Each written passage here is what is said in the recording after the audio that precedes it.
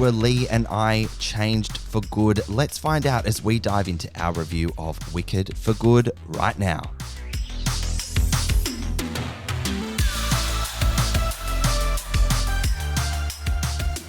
I'm Timmy Flan, film expert. And I'm Leigh Livingstone, entertainment journalist. And we love to talk all things movies.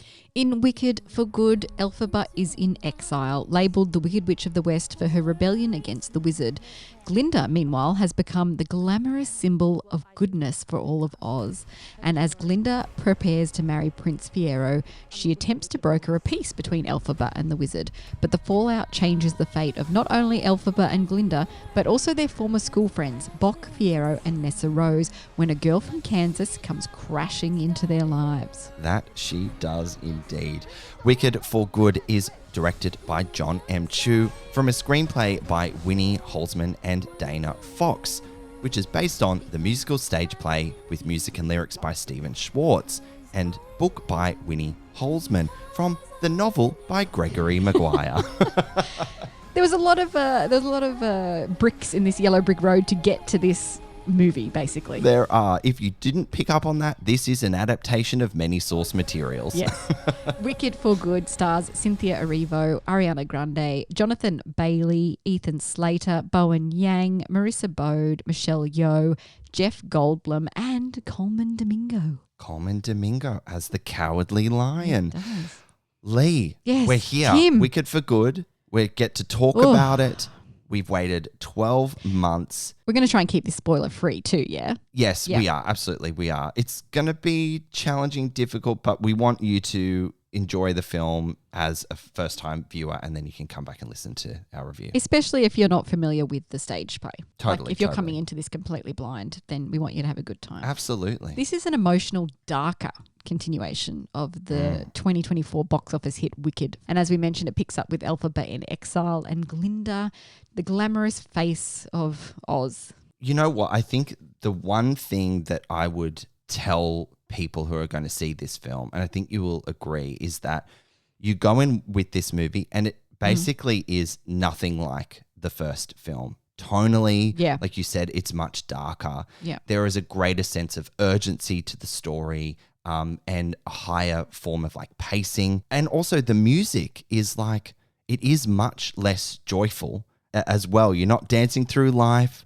Yeah. You're not becoming popular. Yeah. You know, it's like no good deed. And oh my God, the world is crashing down around us. And big love ballad, As Long As You're Mine, which I Yeah, love. absolutely. It's my favourite, yeah. Yeah, keen to dive into those songs, but I think tonally, don't expect to go out clicking your ruby slippers after seeing this movie. It's much darker and much more adult. The film's narrative centres on political propaganda, which is naturally more darker, moral courage and this fractured friendship between Elphaba and Glinda. There's definitely weightier emotional stakes happening. And what I loved about it is that we get to see a lot more than we do in the stage show, which naturally was going to happen. We talked about that going in, like the second half of the stage show is 45 minutes to an hour max. Yeah, hour max, yeah. And how long is this film?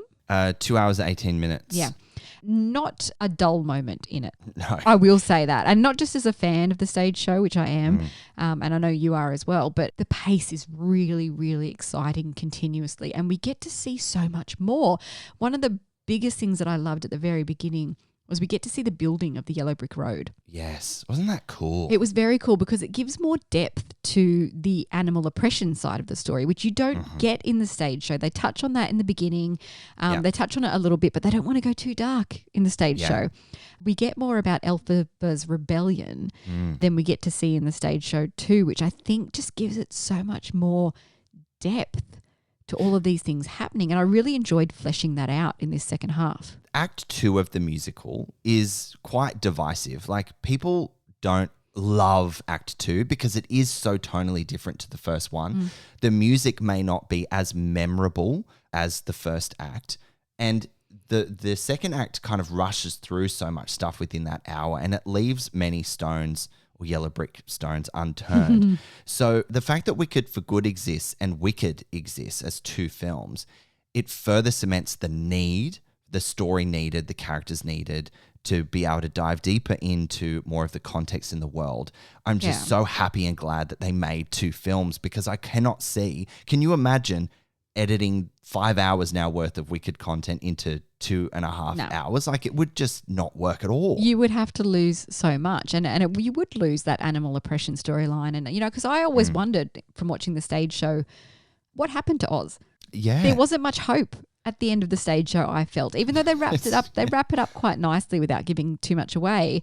But I always thought, but what about the animals? What about all this other stuff that's going on? Like all these darker themes, these bigger ideas that are in the story, they kind of fall by the wayside in the stage show. Yeah. And here we get to really give them the proper conclusion that you want to see in that stage show.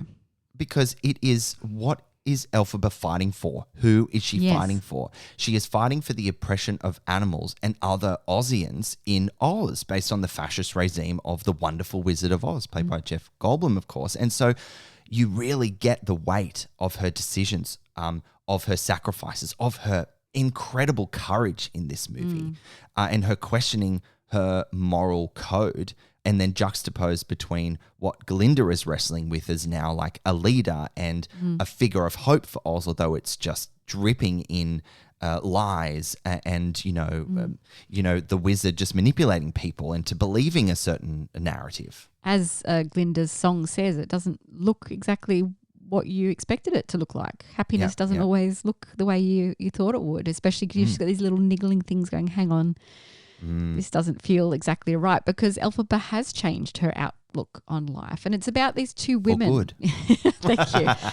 It is about these 2 women confronting their different truths and fighting for what's right, even when it hurts.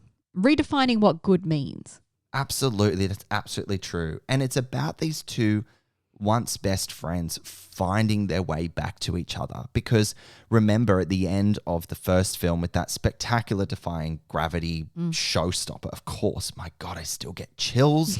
just quickly before when we went to the Sydney premiere a couple of days ago at time of recording, they emotionally manipulated us all, because they played Defying Gravity, big, loud, in the cinema speakers, and then Wicked for Good started. And I was like, you bastards. It was the perfect way to get us back in that emotional state, though, like ready, like this 100%. Is where we left off. Now let's go. Buckle This is in. where we left off. At the decisions that these 2 friends made. Elphaba, my God.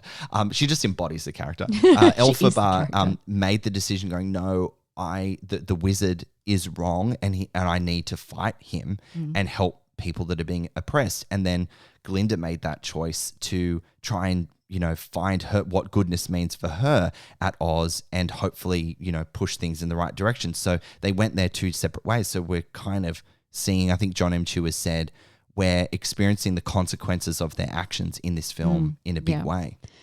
John M. Chu's approach in this part 2 is noticeably more mature and deliberate. As we said, it's darker, it's more textural, there's more psychological intimacy in it, but it's still got this great gift that John M. Chu brings to his musical films. Yes. In that, he shot them both at the same time. The way he weaves in choreography and the way he shoots musicals and dancing and all that sort of stuff, it's just 360-degree Steadicam. Like, I'm saying all these just random words, but because I was so impressed. I'm so impressed with his filmmaking. And as we said earlier, it's noticeably different from the first film.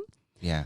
But no less exciting and no less wonderful to watch. Couple of things to unpack there. I completely agree. Like, John M. Chu's vision is so perfect here. And the red thread of his vision and the style is so cohesive between the first film and the second film, because they filmed it at the same time, and all of those really clever hat tip back to the first film, like it all just works. There's some beautiful editing in here, beautiful ways that the story sort of molds in on itself, especially towards the end, where, basically in the first film, it starts with Glinda telling the story of her and Elphaba.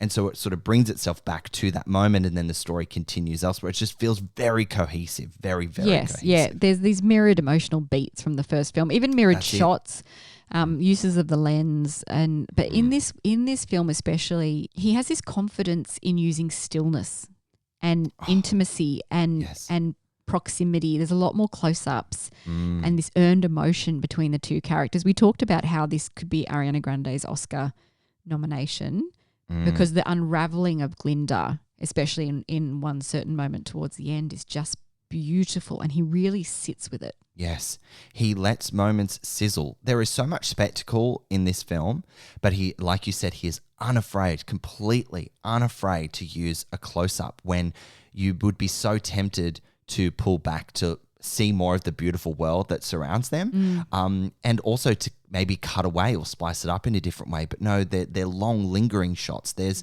one particular shot where Glinda and Elphaba are separated by a door, and he just holds on them for a long time. But you need to and should and want to hold there that long because the actors are doing so much in that moment that you wouldn't dare cut away. You wouldn't dare. No. It's like the camera and the choreography and the performances are dancing together. I really enjoyed this film. Don't get me wrong.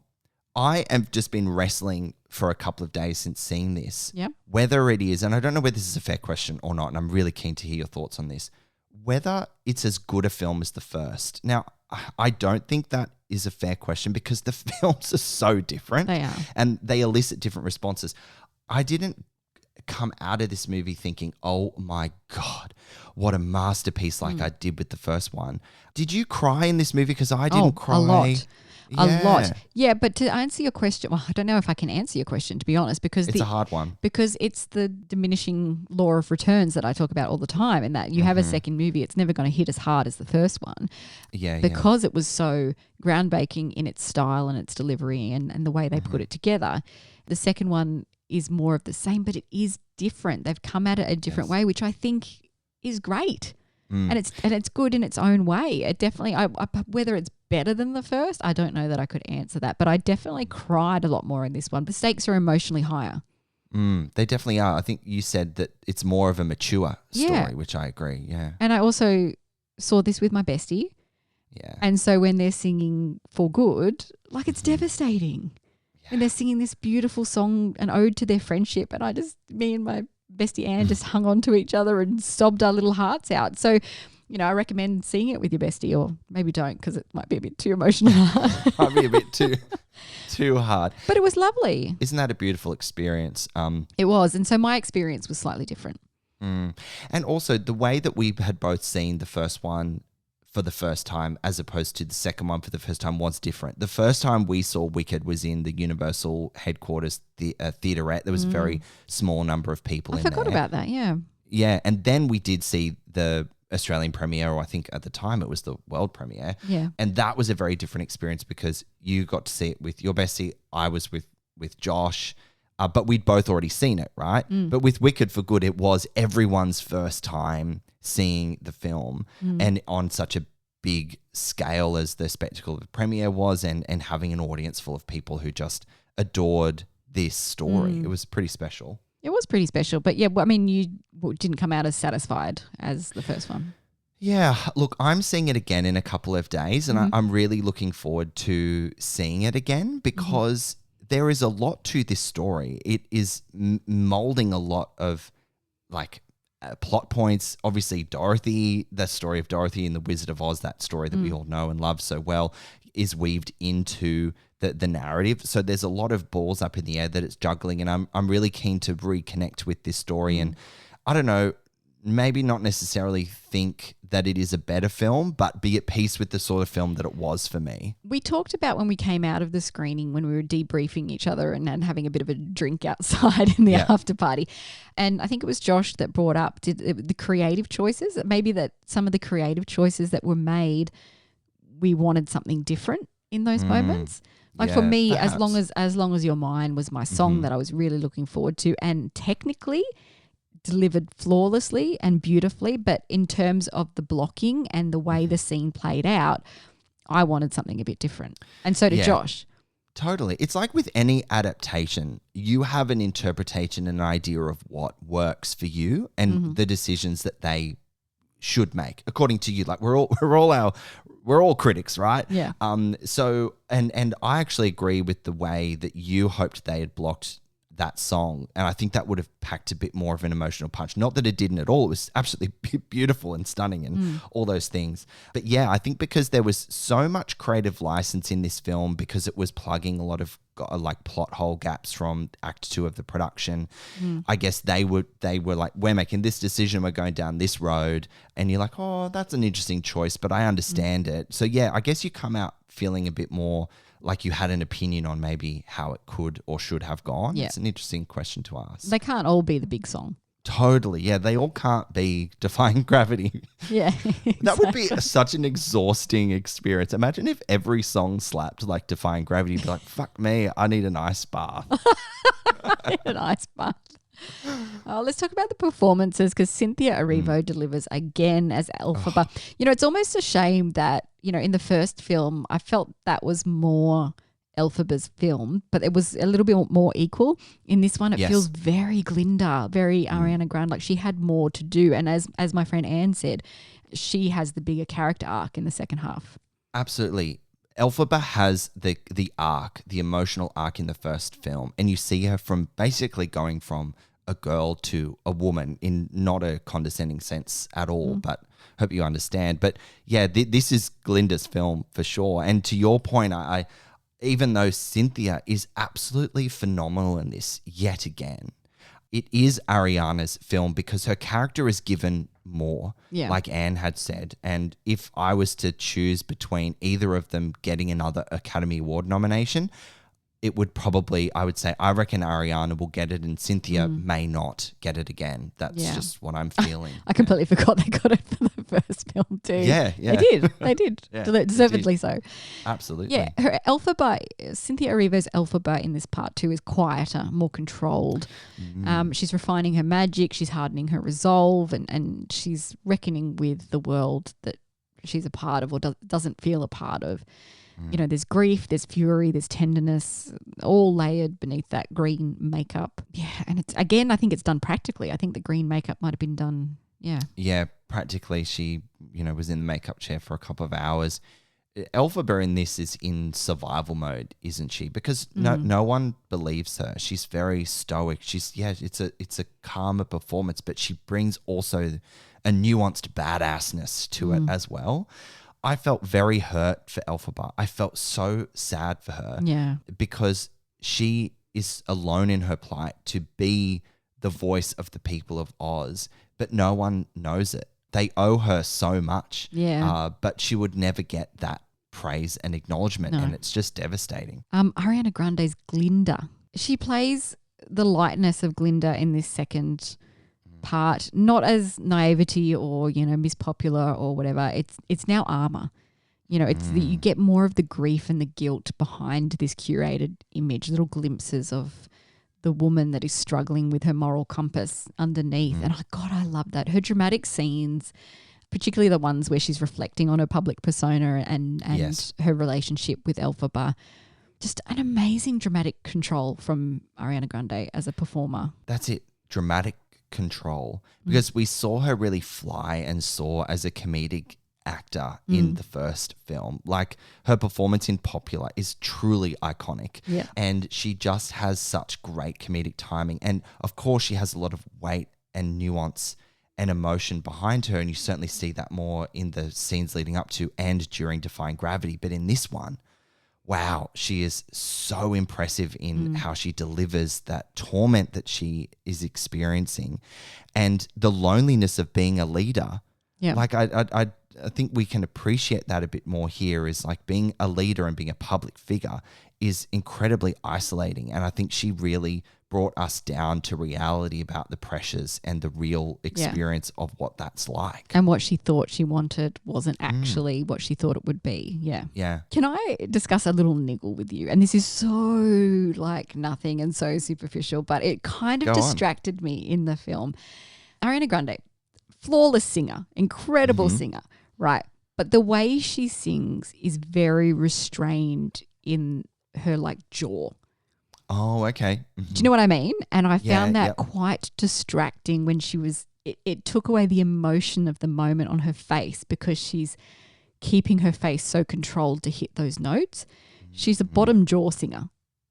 right? I completely Have you never noticed understand that? what you're saying. Yeah, and like, like this is so stupid to be pointing this out, but I was like, why did that jump out at me? And it's because, as I said, it just took away from these emotional moments that she was having, these incredible emotional like high notes that she needed to hit, and she hit the notes absolutely flawless Every time. Yeah, every time.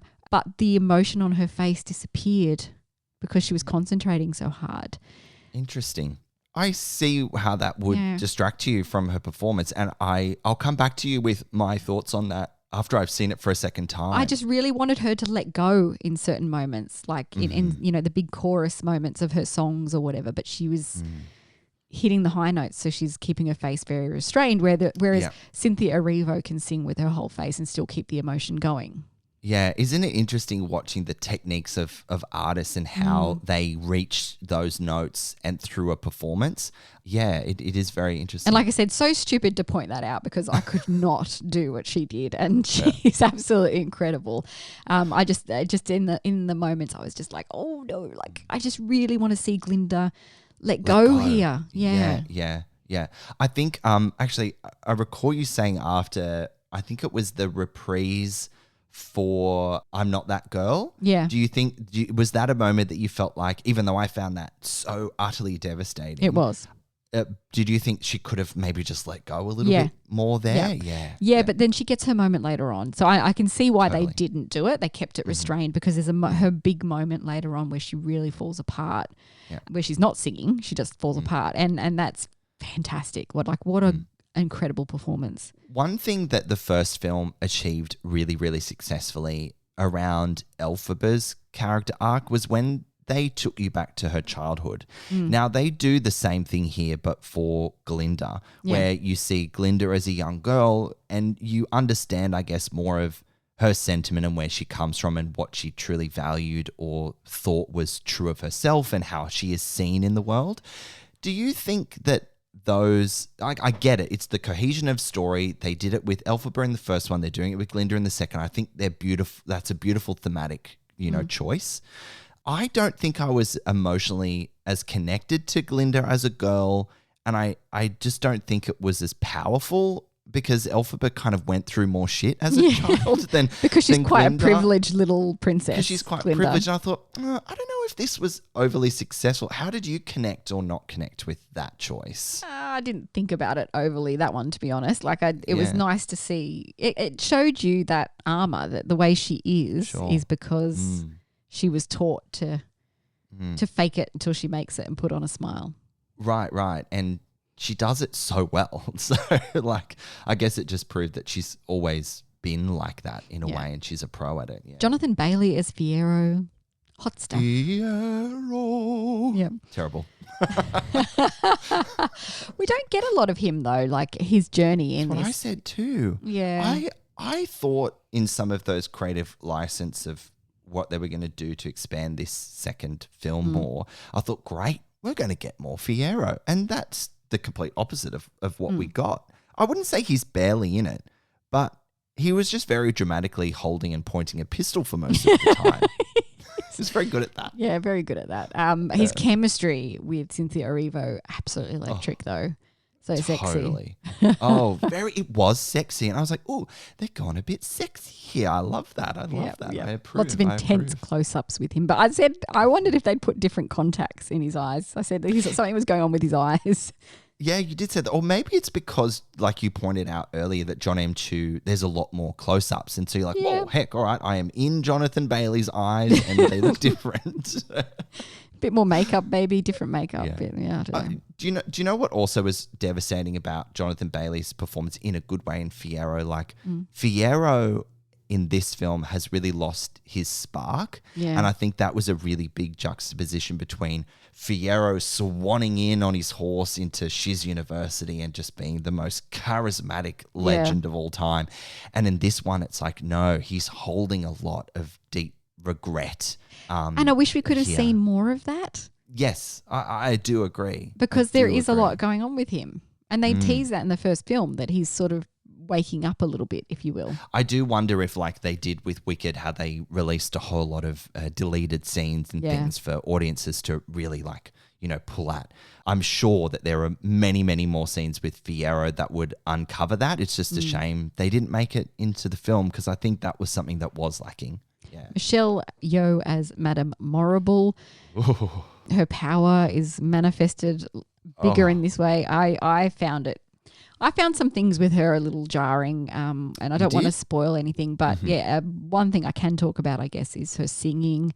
And Josh was talking about how in the stage show, Madame Morrible is historically not the best singer because she's not supposed to be. But she's in this film more, and she's given way more to do, and then therefore she way sings less a little bit more. No, I think she's got way less singing, but and that's why I was sort of like, oh, surely you didn't have that much to work on. You could have. I think we talked about this after the film because, like, heck, can you imagine being in a musical with Cynthia Erivo and Ariana Grande, who are the best in the biz, and then you're Michelle Yeoh, who is an incredible actor, and she is formidable as Madame Morrible. Oh, she's terrifying. But you are singing, and then you have to open your mouth and start singing, so like with Cynthia Erivo or with Ariana Grande. Like that's a big ask for anyone, isn't it? It is a big ask. And Jeff Goldblum as the wizard, charismatic and vulnerable. Yes.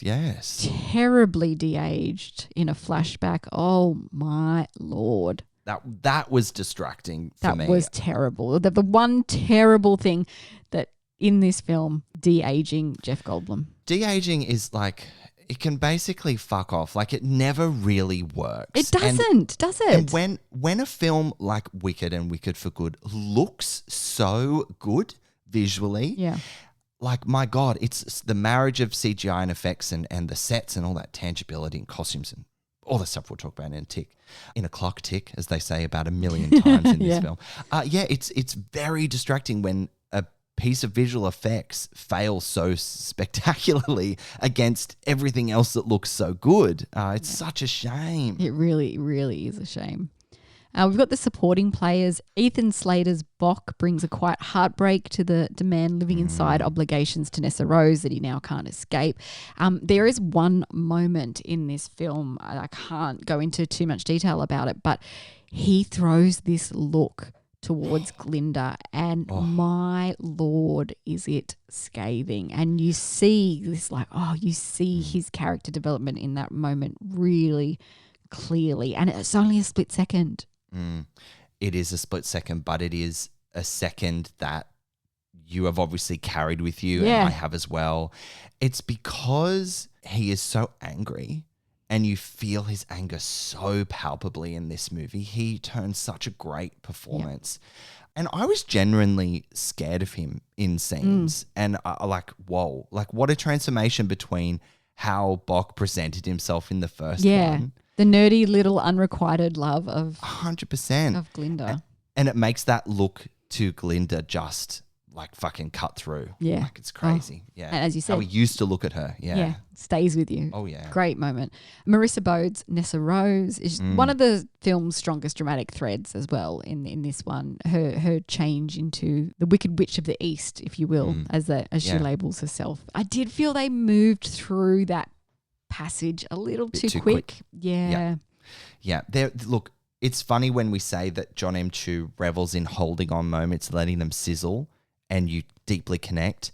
And then, like with Fiyero, with Nessa Rose, it kind of moves on quickly from certain things. And you're like, no, let's just stay in this moment for a bit more. I know there's more that we can tap into here. So I felt that too. And like her change in character and temperament is quite striking in this as well. Yeah. Like, again, leaning into that darker tone, that where characters were, where they are. She turned a really great performance in this as well. And I was particularly really sad to see her become so much like her father. Yeah. Just mad at the world and just like mean. She was a bit mean. She was a bit mean, yeah. But her character, they make a change to her character from the stage show in this that holds such a significant moment for disability representation. Yeah. The little tweak that they do where in the stage show she walks. Yes. Briefly. In this one, she doesn't. She flies a little. Yeah, absolutely. Like the whole ableism piece has never really worked in how they do it on stage. It makes sense for the story, but it's also more spectacular as well. It is. It's quite cool. Yeah, it is really, really cool. I'm so glad that they made that creative decision to change that because it works so much better. And just quickly, Bowen Yang and Bronwyn James are there as Glinda's little hanger-ons, little assistants now. They're her assistants. Yeah, her minions in a different way. Yeah, they're shaping and spinning her public persona. Which they did at Shiz University as well, right? But now they just do it in a more like professional capacity. But they're barely in it, really. They're background actors in this, which I don't know if it would have worked for them to be in it more because they are more the comic relief, which wouldn't have worked tonally in what we got in this film. Can we talk about the costumes quickly before we move on? Because Oscar winner Paul Tazewell heightens the costuming from the first film. It's just beautiful. The costumes feel grander, sharper. Glinda's wardrobe is like full couture territory, like Dior meets Marie Antoinette, if you will, like these bubble gowns and organza and her butterfly-filled wedding gown was like a 25-meter veil. That's something that John M. Chu absolutely nails is weddings in movies. Obviously in Crazy Rich Asians, that iconic like wedding scene at the end of the film. And it's like John M. Chu is cooking here in this in Glinda's wedding. It was stunning. You want to know how you can top production design from the first film? A butterfly wedding file. And apparently they used real butterflies, 1,000 butterflies. Did they actually? I can't imagine that. They trained each one individually. They did. Whisper, whisper, whisper. Yeah. Yes. Just like Ian McKellen in Lord of the Rings. That was a moth. Same. Same, but different. The training principles are the same, Tim. If you just look that up, I'm sure you would find that. Yeah. Well, if you have a keen eye, you'll see Ian McKellen was credited as the butterfly whisperer. Oh, God. We digress, but just to back up everything you said about the costumes, just in general, like the overall look and feel of this movie is much more lavish and extravagant. Yeah. It's far less muted than the first one, and that may seem really strange because you're like, no, Wicked, the first film, was incredibly visually stunning, but you know, they're not at university anymore. A lot of the film takes place in parts of Oz that we haven't seen before, and also within the Emerald City where, you know, One Short Day really showed how people live, like, you know, the Pan Am of the Hunger Games, whatever. They're all very rich and wealthy and extravagant and have personal style. So they lean into that big time here. It's just a stunning movie to look at. It's also a stunning movie to listen to. The soundtrack, of course, features the classic Stephen Schwartz compositions, and there are two newly created songs for the film called No Place Like Home, which Elphaba sings, and The Girl in the Bubble, which Glinda sings. And it gives us more of their inner lives, which I think was really, really great. We also get the reprises, some different reprises for some of the songs that we know from the first act. Yeah, so there's a bit of, you know, familiar music coming through, which is a nice experience. Yeah, so did you enjoy the two original songs? I really did. I really too. did. They fit in seamlessly, I thought. Absolutely. They contributed so well to the story.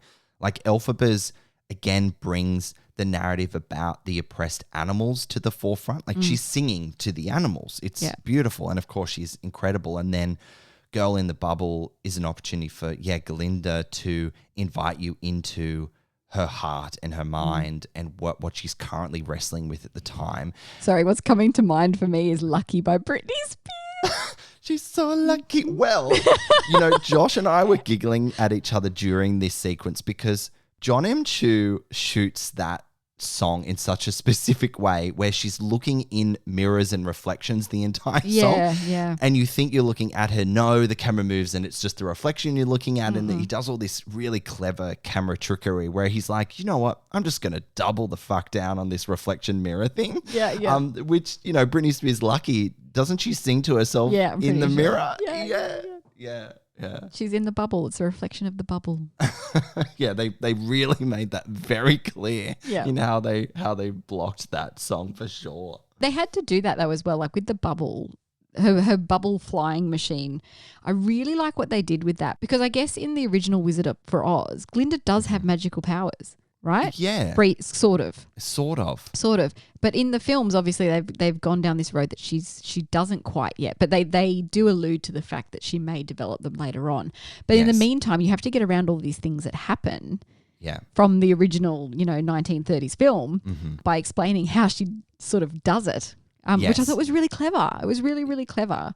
It is really clever. I mean, look, Wicked does challenge your perception of the Wizard of Oz. That's something that makes this story so compelling and exciting and interesting, because if you just look at it from the perspective of the other characters that you may have an interpretation of, and then Wicked comes around and you're like, well, hold on, it didn't happen as we may have thought. And that is a fun place to sort of play in. It's just another one of those little details when you really look into the film. Like, these are things that people can appreciate. If you're not into musical theatre, you can still really appreciate this film for what it is delivering outside of the songs. And the songs Absolutely. are gorgeous. Like, the music remains the franchise's beating heart.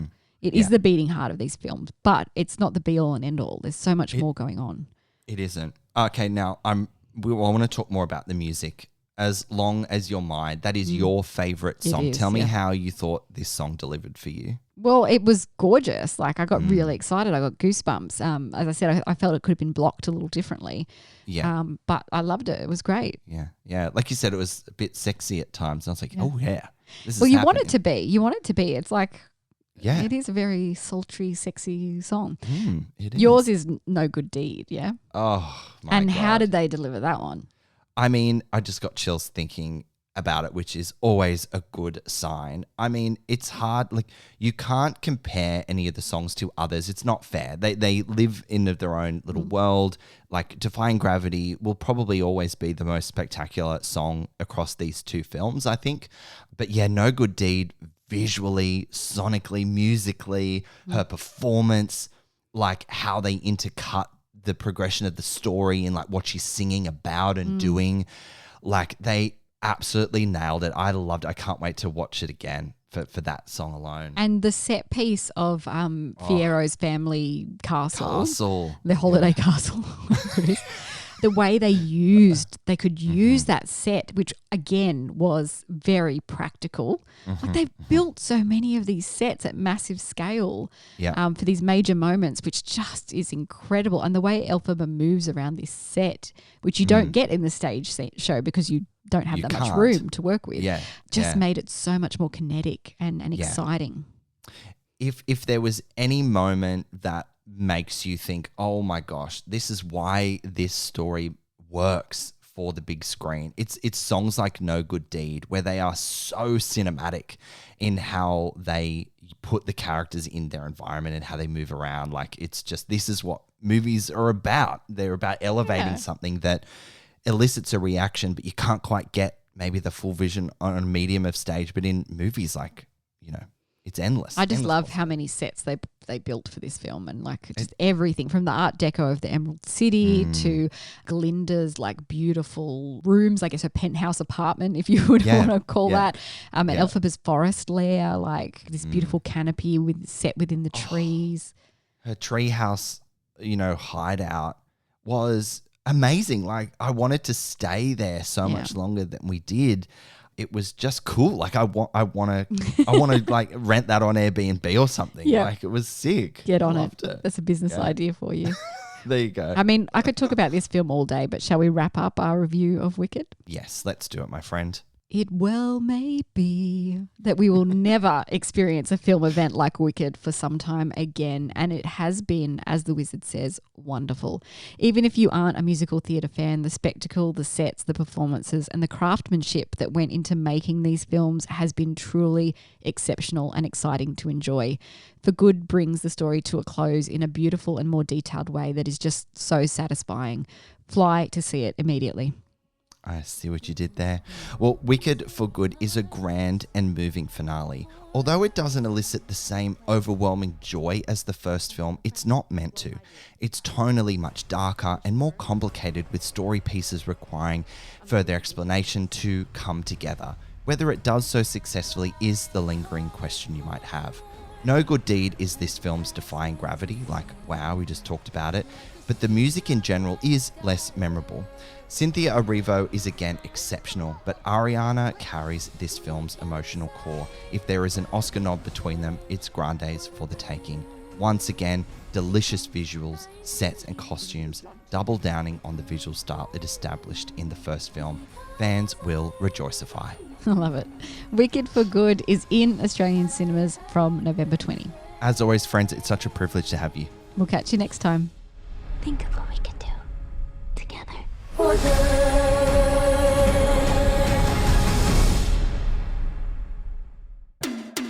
Hey, did you know Popcorn Podcast is completely independently owned and operated by a small team of passionate film lovers? And while we're dedicated to connecting with you through your love of movies, it comes at a cost. Anything you can do to help keep us going is hugely appreciated.